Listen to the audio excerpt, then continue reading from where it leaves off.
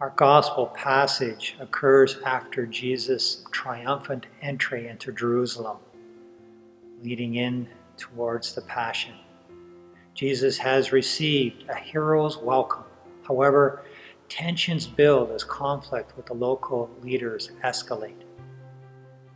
And Jesus is challenging with his teachings. And our passage is just one of those challenges. The kingdom of heaven may be compared to a king who gave a wedding banquet for his son. For the people of Israel, God's kingdom was often associated with the best of wedding banquets. Such a banquet has the best of foods, and it is something that everyone wants to attend. We hear of the king sending out his slaves to call those who were invited, and later to invite everyone else.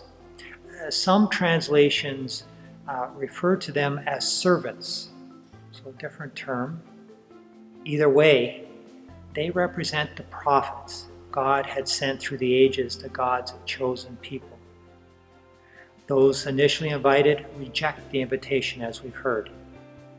As with the prophets, some of the slaves are killed by some who were invited. In the end, the murderers will be held accountable, which opens the door for everyone else to be invited. The person who did not have a wedding garment, his treatment does come across as being harsh.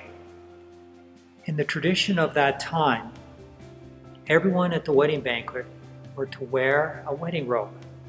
In the case of those who did not have a wedding robe, the host would provide one. To be at the banquet without a robe is to have evaded all opportunities to be properly attired for the occasion. Our passage reminds us that while all are invited to the heavenly banquet, it still requires that each of us give our yes in word and action. We can do this by God's grace.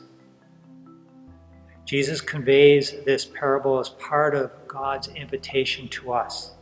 It is an invitation that comes from Jesus leading the way through the cross. As we continue our summer journey, may we say yes to God's invitation in word and action as we journey with our Lord to the kingdom of heaven.